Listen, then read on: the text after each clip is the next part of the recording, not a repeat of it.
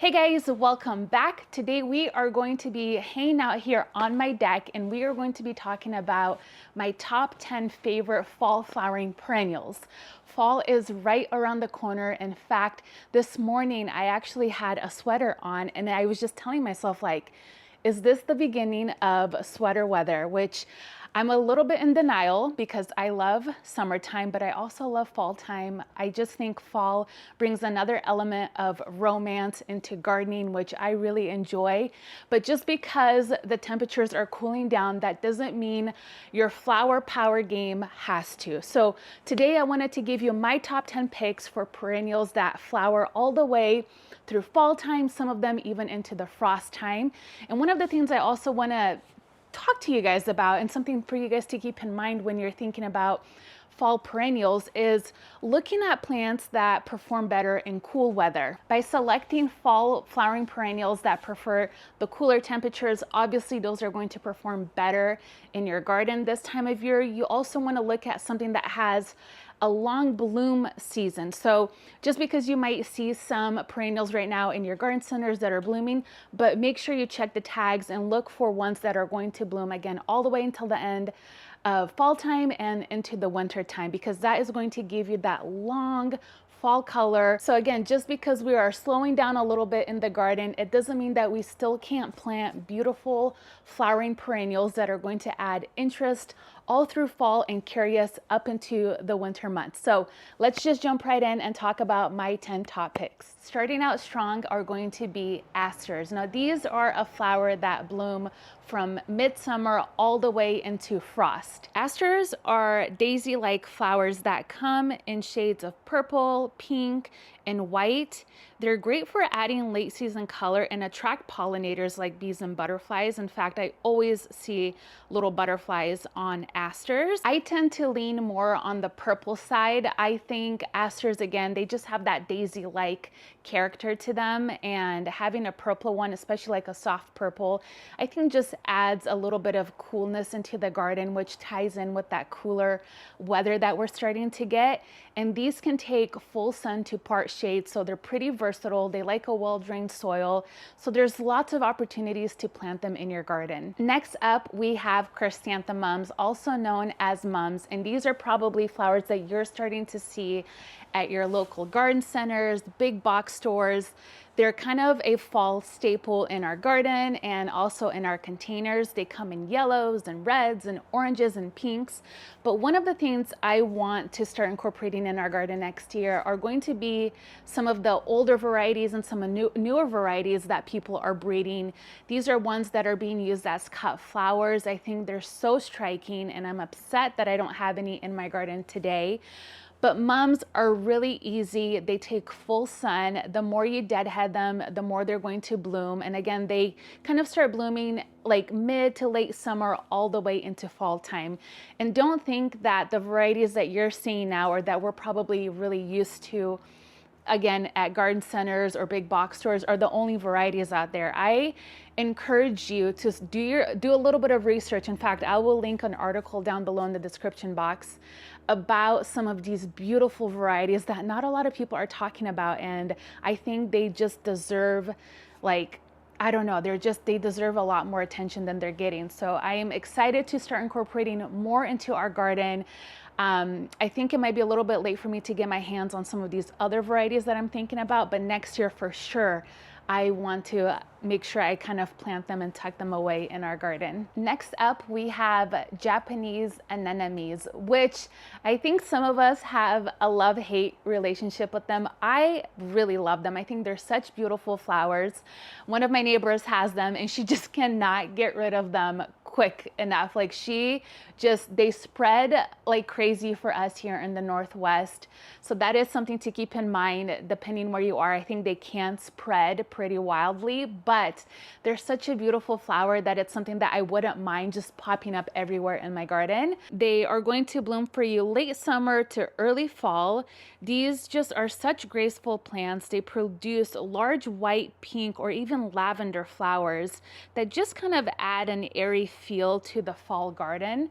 So I think that's probably one of the reasons why I like them so much, is because they kind of just shoot up these beautiful long spikes of these little delicate flowers, and they're great in arrangements, but they're just so pretty, and they just kind of pop up. Like if you have them tucked away behind like a tree or a bigger shrub, you're just gonna see them kind of like sneak out. And I think they're so pretty, and definitely a fall favorite of mine. Next up is a native for us here called goldenrod. It's known for its bright yellow flower spikes. Goldenrod is a pollinator magnet. It adds warm glow to the fall landscape.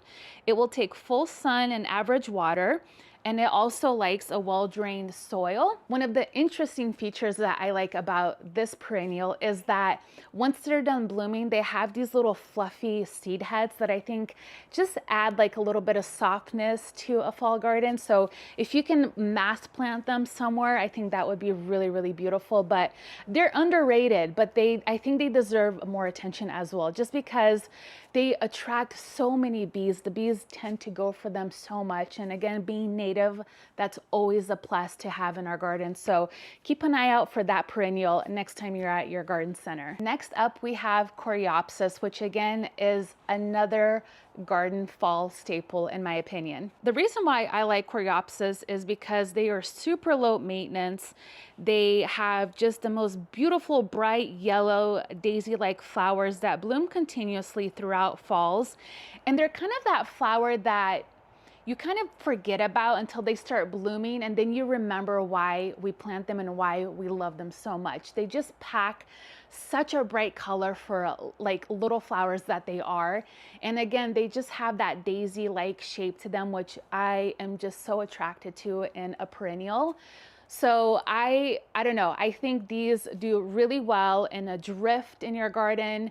I've seen them in clusters as well, which I think adds just like a pop of color throughout your garden. So if you don't want to do a drift, planting them in threes, I think is also very beautiful. But they're definitely one that I am like more and more like, okay, remember to pick some up, remember to pick more up, because again, they just bring that like, wow, aspect into your garden, especially in the fall time, and they bloom for us all throughout fall.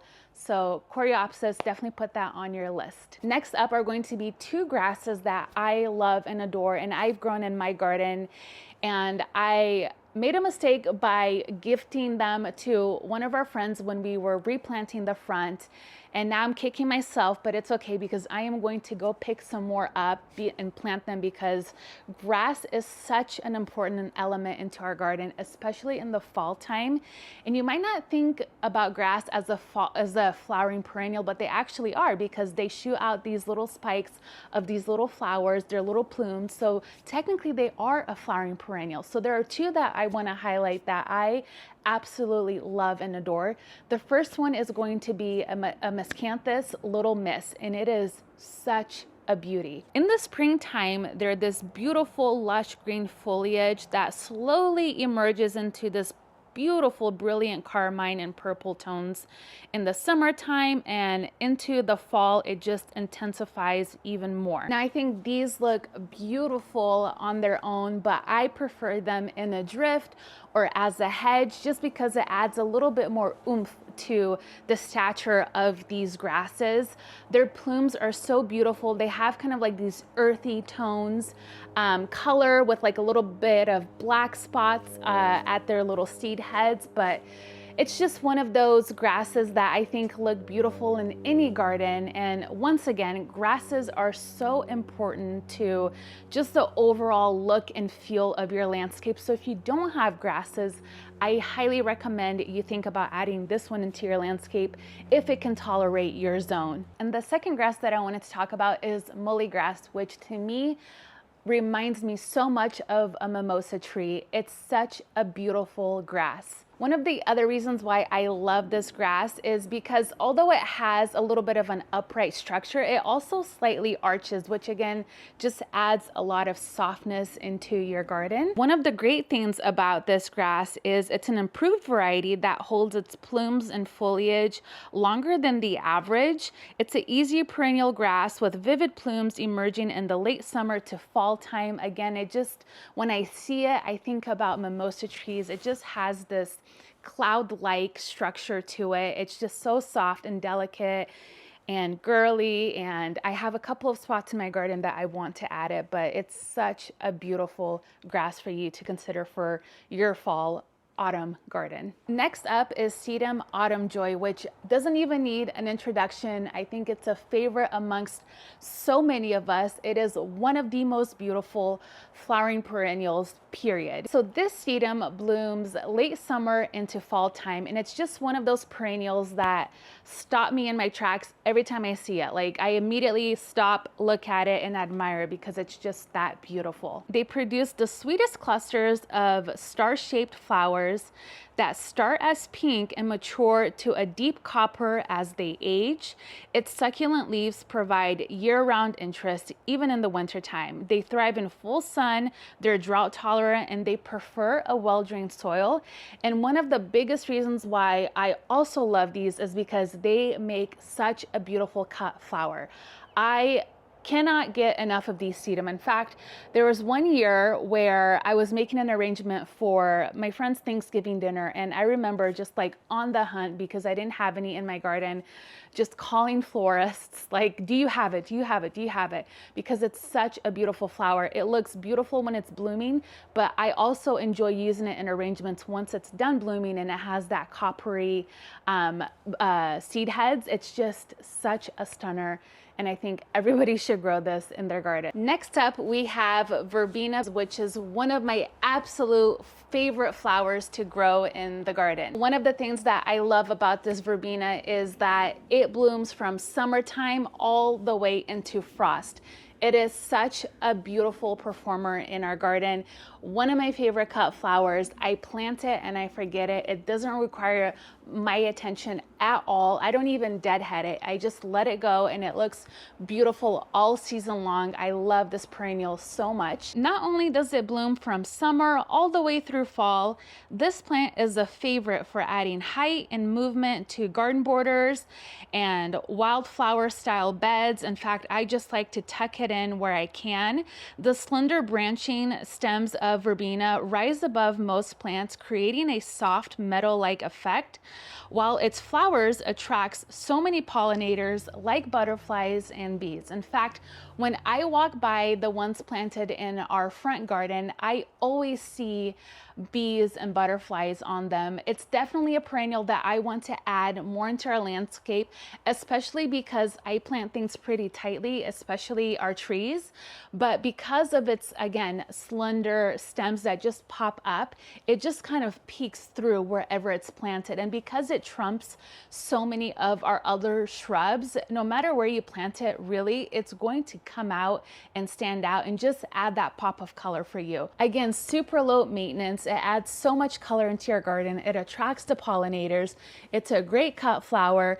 It's a no-brainer that this perennial belongs in everybody's garden. It's just such a stunner, and I love it so much. And finally, we have Rudbeckias, which is another fan favorite. Everybody loves these treasured flowers. They just add so much color and texture and height into any garden that they're planted in. One of my favorite cultivars that we have in our garden is called August Sunset. Blooming from midsummer into fall, these are just vibrant flowers that bring a warm sunset-like glow to garden beds and borders, creating a striking contrast against green foliage. We have ours planted next to some evergreens, and every time I walk by, I just pay attention to that contrast it's creating. It just also reminds me of a sunset, hence the name. And it's just a flower that I love so much. Even if you don't deadhead them, they hold on to their bloom for a really long time. They make a great cut flower as well, especially because they kind of have that stiff stem, so they go really great in arrangements. And with Rudbeckias, there's just so many varieties you can choose from, so it can really give you some versatility and gives you a lot of room to play with colors and heights and textures. So I think definitely Rudbeckias are always going to be in my top 10 for flowering perennials in the fall time. All right, guys, those are going to be my top 10 fall flowering perennials that I think will add so much beauty into any fall garden. And I'm curious to know which of these fall perennials are your favorite. Let me know down in the comments. And did I miss any must-have fall blooms? Let me know your recommendations down below. Thank you guys again so much for hanging out with me today in my garden, and I'll see you guys next time. Bye-bye.